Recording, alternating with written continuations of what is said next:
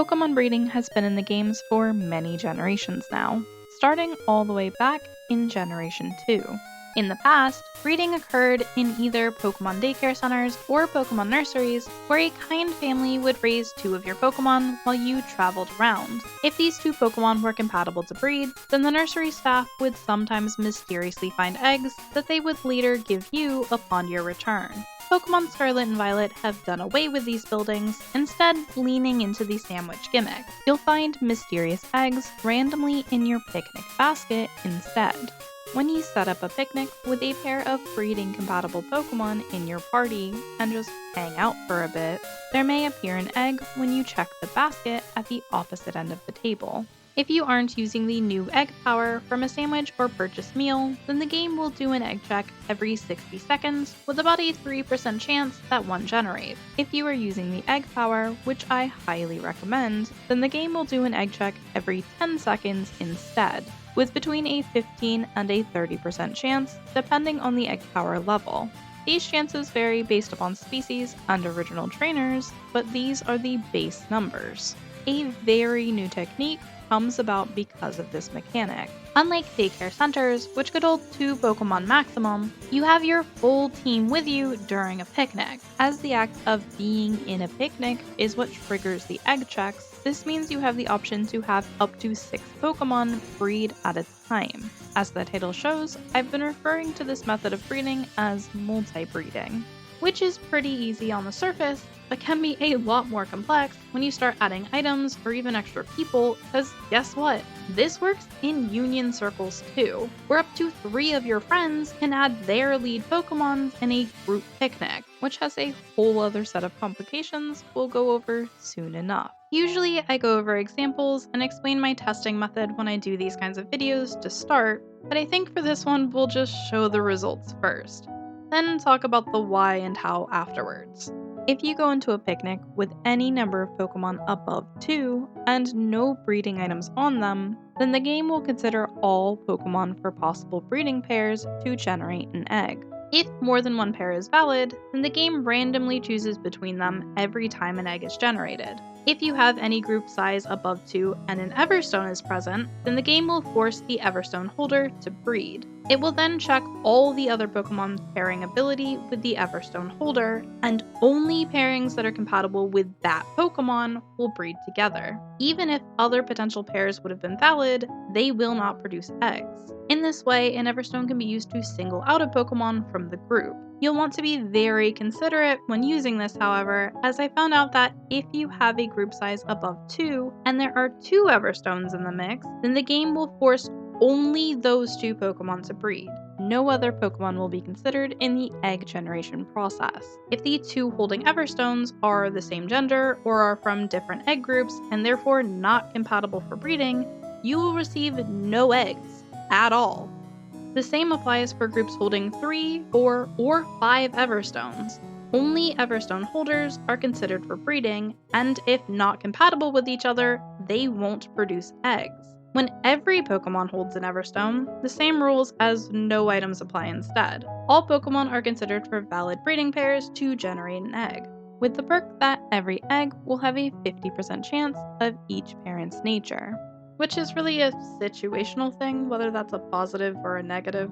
If you have some background in breeding, or have watched some of my other guides, then you know Everstones are not the only breeding items.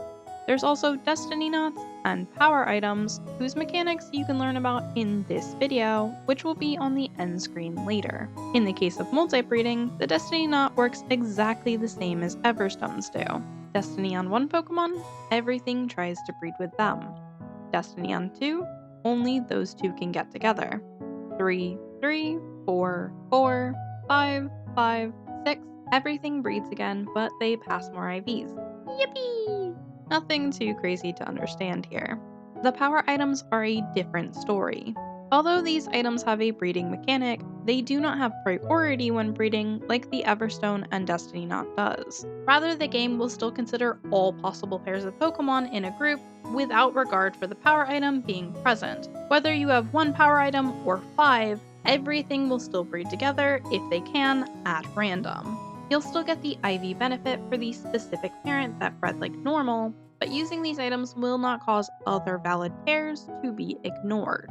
Another thing to be aware of is you can mix and match Everstones and Destiny Knots to target specific Pokemon. They share the same level of priority. If you have, say, a Destiny Knot on Ditto, a Destiny Knot on one Pokemon you want the IVs from, or just wish to breed without passing its nature, and an Everstone on a Pokemon you do want to pass the nature from, then the Ditto will breed with only those two Pokemon randomly with even chances for each. Do note if those non-Ditto Pokemon could breed together, they also would. So be careful of that if you are also trying from a pseudo method or specific stat spreads. As power items do lack priority, you cannot use them in the same way. As seen here, the game acts as if they just don't exist and instead focuses the Destiny Knot and Everstone holders. So what's the basic lesson here? In general, if you want to build a specific Pokemon, it's best to use the classic 2 Pokemon pairing during your picnic. If you are looking to breed multiples for whatever reason, you'll want to either not use items at all or equip every Pokemon with a Destiny Knot unless you want the parent's nature, in which case you are free to swap for an Everstone. If you don't want a specific Pokemon to breed at your picnic, just don't bring it at all. Why even mess with the in-betweens of 2 to 5 items? It just makes things more complicated than they need to be. Which brings us to another topic that makes things more complicated: union circles, and their ability to add up to 3 more Pokemon to this crazy mix. Each person in a union circle can join in on a setup picnic, with the first member of their team being brought with them. The same general breeding rules apply to each additional Pokemon in a picnic up to the 9 maximum. If no Pokemon hold items, then all Pokemon are considered for breeding. If one Pokemon holds a priority breeding item and no other Mons do, regardless of who the Pokemon belongs to, it will be the focus to breed across all picnicking players. If several Pokemon have priority breeding items, those Pokemon will be paired together and no other Mons will be considered. If priority breeding items are present on a joining player's team, but not on the Pokemon brought to the host picnic, it will have no effect on breeding. Only Pokemon actively in the picnic affect the outcome. Also be aware that each player receives their own set of eggs from Union Circle multibreeding. They are not shared across games. Every egg will be completely random for each player, even if they were collected during the same egg check. The quantity of eggs received by each member will also vary because of this. Be aware that egg powers are individual. If you don't make a group sandwich to get it, each person will need to activate it on their own. If other members are in your picnic without the power, they will receive eggs at the base rate of 1 egg check every 60 seconds, even if a person with egg power has the breeding priority. Lastly, do not breed near sparkly spots, both in single or multiplayer. There is a mechanic in which if there is an item on the ground nearby, it will sometimes appear in your basket in place of an egg. This can hinder your egg yield, as if the item is chosen to be found in your basket, then it will take an egg's place in the 10 item cap, as well as skip the egg check for that time slot, as the item overwrites it. If there is an item on the ground where you wish to picnic, just pick it up before you start. This will prevent any issues. That's everything there is to multibreeding that I found from hours of testing. If you want to know the methods to solving this, then keep watching. Otherwise, thank you for your time, leave a like on the way out if you learned something new, and I hope you have a great day. For those who choose to stay, let's get into the testing. I know I don't have to, but I like showing my work. You can blame the United States education system for that. They have a weird obsession with this concept. Anyways, to begin, I assembled 3 full teams of Pokemon, 1 set for each gender, with no egg group crosses for the male and female groups. Genderless Mons can only breed with Ditto, so they got a pass on the egg group rule for my testing. The baseline test was simply picnicking with each team to get a full box of eggs, proving that every Pokemon did breed with the Ditto, who is the only valid partner available.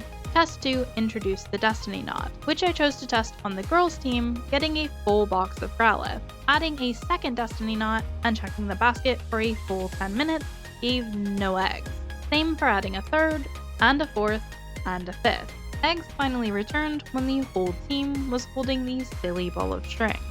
Test 3 introduced the Everstone, which was tested on the boys' team, getting a full box of Duskull. Results are looking familiar. 2 Everstones, no eggs. You know where this is going, but I did still sit there for 10 minutes each, just to be certain.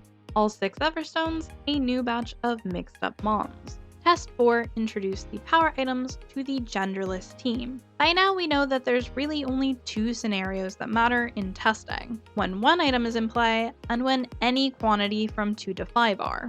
Holding one power item gave a mixed group, as did a team with 5 power items. The game also didn't favor the Pokemon holding the power item either. Test 5 involved figuring out the interactions between these items, beginning with putting a single Destiny Knot on the Ditto this time, who is compatible with everyone, making a mixed batch of Mons. From this, I theorized that holding an item, specifically a Destiny Knot or Everstone, makes that Pokemon required in the egg creation as a set parent, and then all other Pokemon's compatibility with that one is taken into account. As Ditto is the only valid male partner here, this means I'll have to do another test later to confirm this theory. For now, item interaction. I then added an Everstone to our Growlithe and received a full set of Growlithe eggs. I decided to swap the Everstone for a Destiny Knot on Growlithe and gave it to Hatterene instead, creating a perfectly even split of Growlithe and Hatenna. I then swapped the Destiny Knot on Growlithe for a power weight, and every egg became Hatenna. In this way, I proved the equal priority of Destiny Knots and Everstones in picnic breeding. Now to prove the valid pairs theory with yet a 6th test. I assembled a squad of Pokemon from the Field Egg group, half male and half female. Each male has an egg move the female species can learn, so I'll be able to tell which Pokemon is the father. I bred the group without items for the baseline test, allowing all 9 possible pairings to create eggs. The second scenario gave Cyndaquil an Everstone. Wanna guess what happened? I had a full box of flaming mammals, and the egg moves revealed there were multiple fathers. I ran the scenario again, this time with an Everstone also on the Eevee, who is female too. Absolutely no eggs were produced, which was to be expected at this point, but hey, I can waste my time for science. The final scenario, I added an Everstone to the Growlithe, who is male, thus creating 2 valid breeding pairs, and a mixed bag of Eevees and Cyndaquils, all knowing Daddy Growlithe's double kick, proving definitively that only the Mons holding Everstones are allowed to breed when multiple are present. And if only one Everstone exists, only pairs that include that Pokemon are allowed to breed. Test 7 was multiplayer. As always, I did a baseline group with no items attached, receiving eggs from all 5 of my Pokemon pairs, as well as the Breloom that my alt had. I then had the Breloom hold an Everstone, resulting in all Shroomish eggs for both of us. I gave my Hatterene an Everstone as well, and waited 10 minutes with no egg luck whatsoever. Our Breloom and Hatterene are not compatible. A third Everstone added to Ditto, the eggs split between Shroomish and Hatenna. Removing the Everstone from Breloom, we both found all Hatenna eggs, thus confirming all the single player rules still apply to Union Circle breeding. But there's a couple more things to check. The first being if a Pokemon in the visiting trainer's party that isn't their lead Pokemon has an Everstone on, will it affect the breeding? The Pokemon won't be in the host's picnic, so would anything change? The result was a solid no. Everything that can breed will if the Everstone is not on a Pokemon within the picnic itself. Another thought was if we are using priority items, does the trainer that owns that Pokemon receive more eggs from breeding? I ended up doing this test twice, as the first result had the visiting trainer receive more eggs despite the host Pokemon having priority items, so I ran it again to see if visitors get more favorable egg rates. And while Raven, who owned the Lucario with priority, and my host account who owned the Ditto, did receive more eggs in this instance, my alt found 10 less, which is a pretty large gap. Clearly the visitor bonus thing is a bust. An earlier test prioritizing Breloom gave this same alt 7 more eggs than my host account, so I really do believe that it's merely a luck thing. At this point I had bred hundreds of eggs, and was fairly confident I've learned all I can about this mechanic. So that's where my tests and this video come to a close. Thank you for listening to me rattle off a bunch of information for another couple minutes. You're a real one. Playlist on screen for more breeding fun. I hope you have a wonderfully lovely day.